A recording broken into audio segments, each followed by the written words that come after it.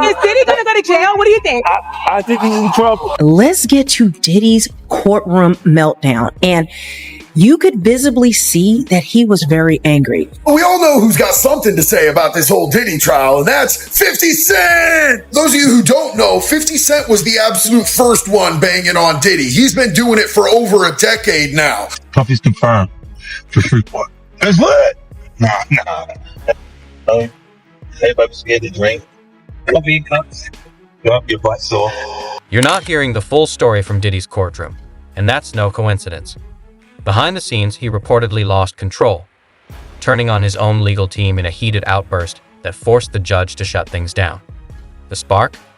A surprise video leak mid-hearing linked to past scandals they hoped would stay buried. And 50 Cent? He's not quiet. He's calling it vindication, flooding feeds with sharp jabs and victory vibes.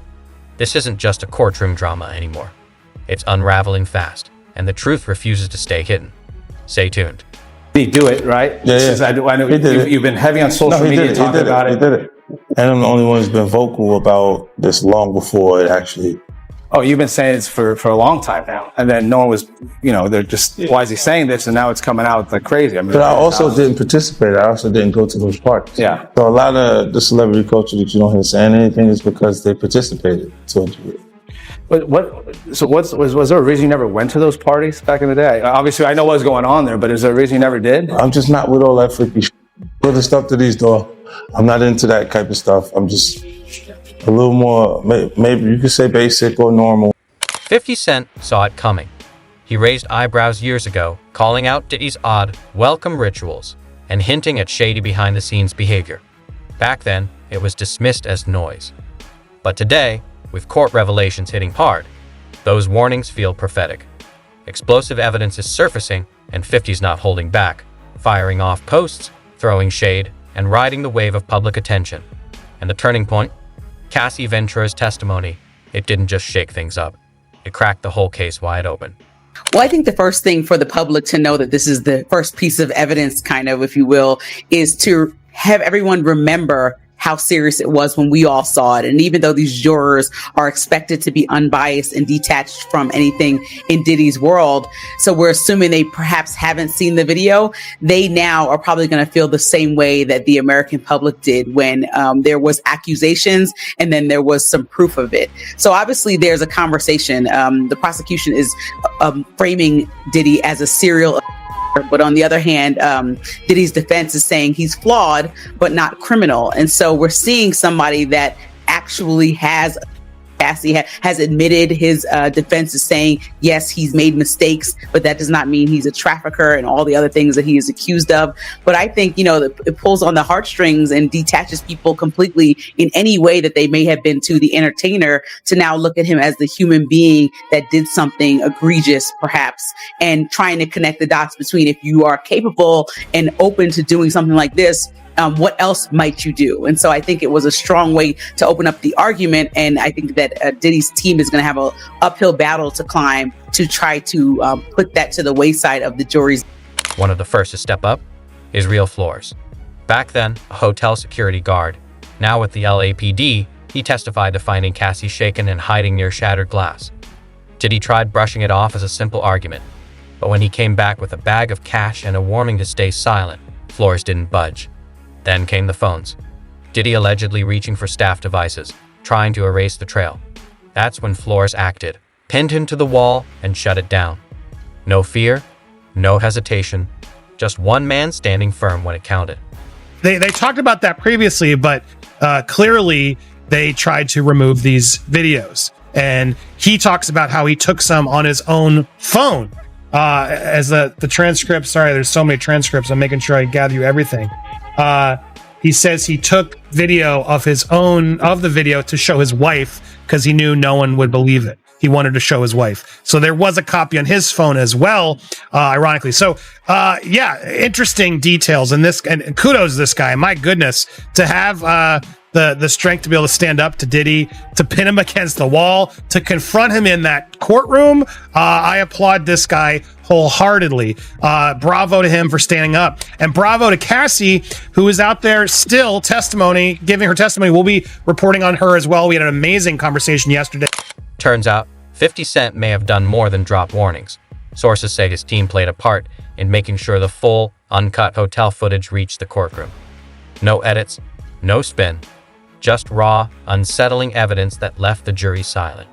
As it played, 50 was online making noise, posting his "told y'all" moment loud and clear. But the real weight hit when Cassie Ventura, nearly 9 months pregnant, took the stand. Her testimony was raw, emotional, and deeply troubling, alleging obsessive control, disturbing rituals, and a pattern of carefully orchestrated behavior. The trial just took a darker turn, and it's far from done. The star witness is Cassie. She was a singer, Cassie Ventura. She signed with him when she was 18 years old, or right around there. She became a singer. She signed like a 10-record deal with Bad Boy Records, which is his. And within like 2 years, he started having, and he was with a different woman at the time, but shockingly, he wasn't faithful, and started sleeping with Cassie. And then she testified how in the beginning, by the way, when she took the stand, she was 8.5 months pregnant yesterday. His side was so worried about that making her look overly sympathetic that they asked if she could be brought in and put on the stand without the jury in the room. Look at this. I mean, like, apparently they're not exaggerating. She had that enormous belly that we all get in the very, very last few days, which is where like, it becomes like voyeuristic to even look at a woman at that point. It's just out of control. God bless you, Cassie. So anyway, the judge overruled that and said she can walk in, her full pregnant self. And she did. And she testified about how he started very early on telling her he wanted her to participate in these freak-offs. That's what he called them. And these things, I mean, it's the right word for them. I mean, they're absolutely depraved behavior where he would hire these male stars, and she's testifying, this is all, her testimony, that they would come over and that Sean Combs would be there watching and directing everything, and that there would be multiple within the one freak-off, which could go for days. But even if it went for hours, there'd be multiple sessions in which she would have to perform with these male stars, including in like outfits and fishnets and masquerade masks and hooker heels, is how it was described.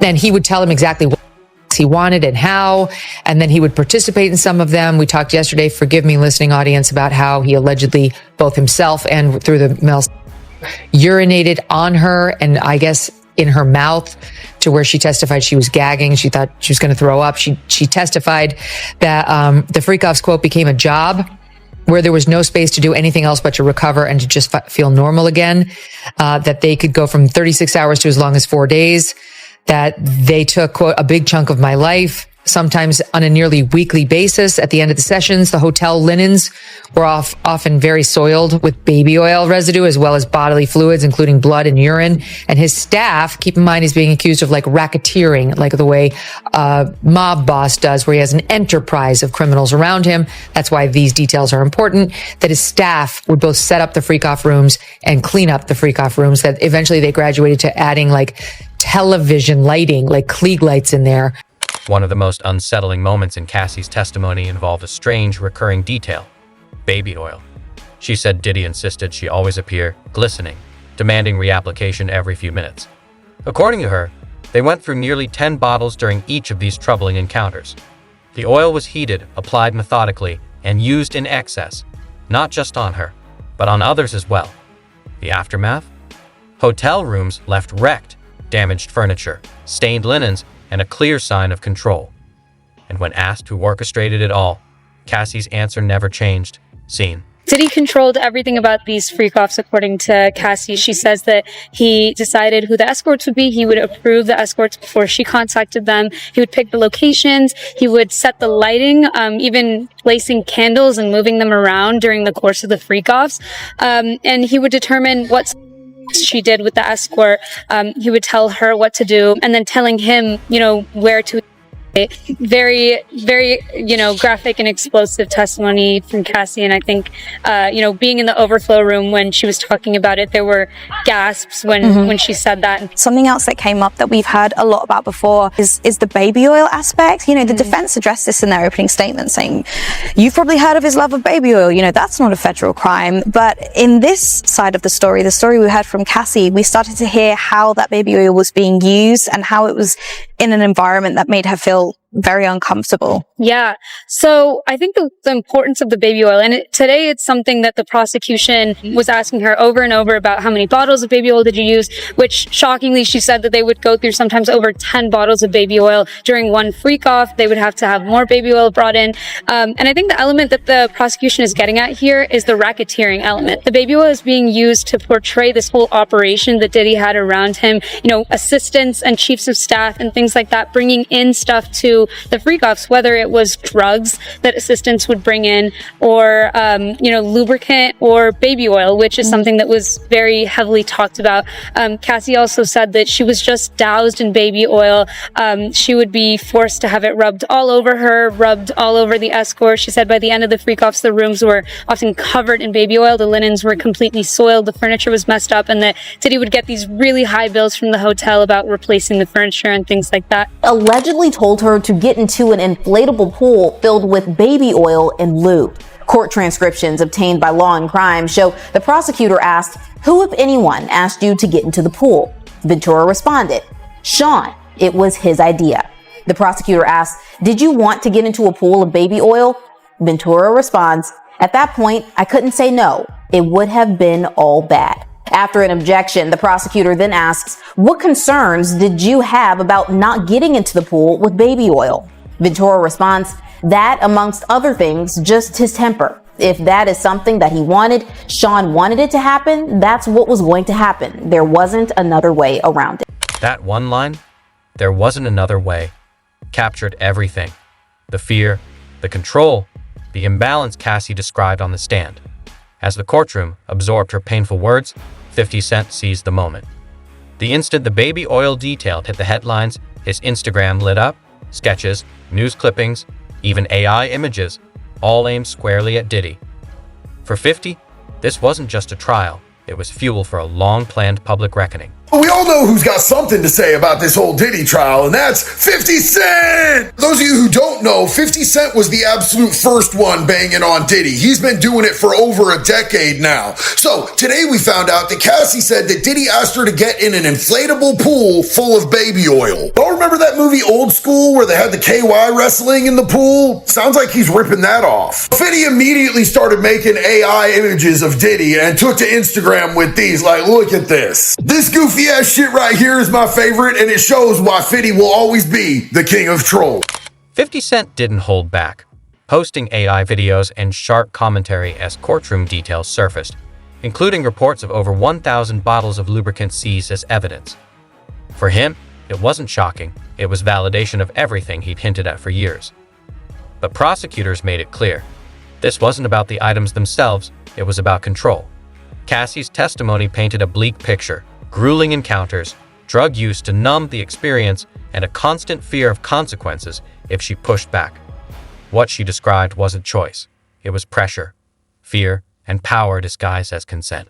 That Diddy would release some of these freak-off videos unless she did certain things. The question is, what certain things? She begged Combs to delete these videos. She said that he used the threat of releasing the videos to shame her, including while she was seeing someone else. See, the problem with that is the seeing someone else is not the criminal charge. Now, that sounds to me, if it's true, that it's extortion. I mean, that's a crime. Judge Aaron Supermanian was nearing his limit. With Cassie in the final stretch of pregnancy and the trial clock ticking, Diddy's team tried to flood the court with 400 surprise exhibits overnight to undermine her testimony. The move backfired. The judge shut it down, and prosecutors were livid. Inside the courtroom, the tension was explosive. As these text messages that Cassie had, and they were having her read them, but it just came across as disorganized and ineffective. In fact, many of the text messages that they kept showing in court, well, they just approved things that she's already admitted to. It was just really weird. And then even some of the things they presented, the text messages, well, they backfired on the stand. I would say most of them backfired on the stand. They had absolutely no punch to them. We were expecting all of this evidence and this really hard fighting cross-examination. But if it wasn't backfiring, it just fell flat. There was really no teeth to the entire thing. Now, one of the things they started asking her about outside the text messages was about this drug-laced baby oil during freak-offs. Altogether, it's irrelevant to the entire case, but somehow they wanted to bring this up. And it just seems like it was made to create sensational headlines rather than get to anything substantive. And especially the things that Cassie has already testified to. Like, how does drug-laced baby oil help you at all? Now, when they asked her about it, Cassie said, like, during our relationship, there was no drug-laced baby oil. So again, that alone backfired. But there were multiple instances of things backfiring in the courtroom. A lot of people in the courtroom felt like the defense's approach just wasted time. Let's get to Diddy's courtroom meltdown. And you could visibly see that he was very angry. So he had this meltdown right after a judge reprimanded his defense team for delaying tactics. I brought this up in another video. Overnight, they submitted 400 exhibits to the court. And the prosecutors were livid, but not just the prosecutors. The judge was pretty pissed off about this. They're trying to introduce this last minute evidence. Now, they claim that it's for to refute Cassie's testimony in the first 2 days when she was on the stand as a witness for the prosecution, and that they need this to fight back what she was saying. But overall, it just disrupted the courtroom. And the judge is trying to keep these things going. He doesn't want Cassie to be on the stand, but a certain amount of time, because I always keep saying she's 8.5 months pregnant. She can give birth any day. And he's trying to keep this timeline. This is already a very long trial. It's expected to last 8 to 10 weeks. So he was not putting up with any of this shenanigans. Getting back to Diddy being pissed off. Right after the judge blocked the last-minute defense gambit, Diddy reportedly lost it. Witnesses recall 10 tense minutes of silent rage before he erupted, calling in his legal team one by one, unleashing a fierce tirade filled with biting insults. In a courtroom where control is everything, his meltdown stunned everyone present. After the dispute for the timeline over Cassie's cross-examination, and, because they had submitted all this, Diddy seemed like furious. And he actually isolated himself during a recess from his attorneys for about 10 minutes. And that they were all standing at least a couple of feet away from him. So he's over there fuming. And then one by one, he calls each one over individually and berates them, like snarling and getting loud and just really dramatic. You could see it on his face. This is what people are reporting. So he's reprimanding his own defense team. Now, of course, he is the client. He's paying millions of dollars for this defense. He's bringing in 1,000 different lawyers for different things. So I can understand him being upset, but the evidence is the evidence. They have what they have to work with. I don't know if he's hoping they can manufacture something, if they can spin a better narrative, but these are top attorneys. So if they're not able to do it, the only person he should be pissed at is himself. Another little tidbit about this.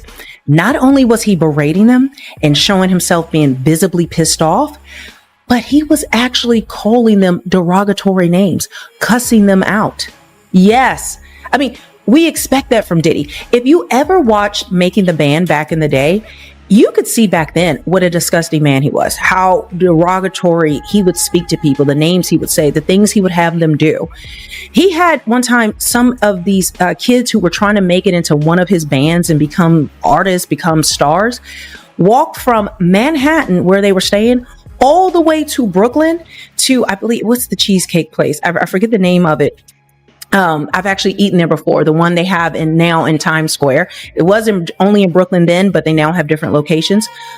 But he had them walk all the way there, across a bridge, miles, in order to get some cheesecake. It later came out, years later, this came out recently, that cheesecake was actually for Beyonce. Now, we don't know that Beyonce demanded this cheesecake. She may have just said she wanted cheesecake. Someone could have drove over and gotten her some cheesecake. But instead, he had these kids walk there, get the cheesecake, And then they didn't even want the cheesecake when it was done. So he's used to berating people, having them do what he wants and cussing them out, which he would do on that show. But we've seen this multiple times from Diddy, multiple reports, witnesses, people who have been subjected to this, that this is how Diddy operates, even in business. Even in business situations, he will do this. And imagine he's on trial and he's cussing out his attorneys. Is that supposed to help them, give him a better defense? It makes no sense, but it's in part with his personality type, and he just can't see himself. Well, he decided to take over the whole direction of the team. He wanted to orchestrate their very questioning to Cassie. He started passing notes, okay, and barked orders, directed the attorney's actions, including what questions to ask and how to proceed. So the female defense attorney who was doing the questions, she had to keep pausing just so she could go back and forth and get notes from Diddy and the other lawyers. And she had to alter her line of questioning in real time, and you can tell. This is what made their entire line of questioning, which was already scattered and nonsensical, even worse, because I guess Diddy is working off his memories and wants them to press these questions, but they haven't been vetted. They can't ask just anything in court. There has to be a build up to it, a lead up to it. They can't just throw out any type of thing to the wall to see what sticks. But in Diddy's mind, again, he has to be in control. And this is how he's asserting control even over his own lawyers in the courtroom. But it's making the defense worse. What was already scattered is even worse. It's more scattered than it ever was.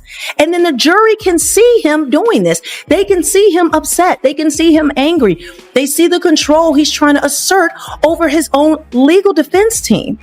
That does not look good in a courtroom to a jury. Picture this. Your freedom hanging by a thread, and you're losing it on your own lawyers. Diddy's shelling out big bucks, but when even the best can't keep things together, maybe the problem isn't the game plan, it's the player. Unsurprisingly, 50 Cent jumped on the chaos, turning it into online fuel. But Diddy didn't just shout. He took over, jotting frantic notes, barking orders, and micromanaging mid-trial. One lawyer even had to pause, thrown off by the chaos. This wasn't defense. It was a meltdown in real time. They were at the Cannes Film Festival, and Diddy accused her of stealing drugs.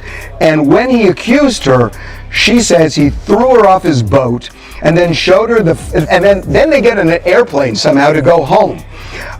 So Cassie is asked by prosecutors, what happened at Cannes? She says, Sean accused me of taking drugs from his boat. He threw me off, but my passport was still in the boat. And the prosecutor says, and you were on the red carpet that same night? She says, yes. Did you attend the movie? Yes. How'd you get back to New York? She says, on a commercial flight. I traded my seat to get away from him, but he traded to get next to me. Prosecutor, what did he show you? Cassie, freak-off videos. He played them for me on one of his laptops. He said he'd release them.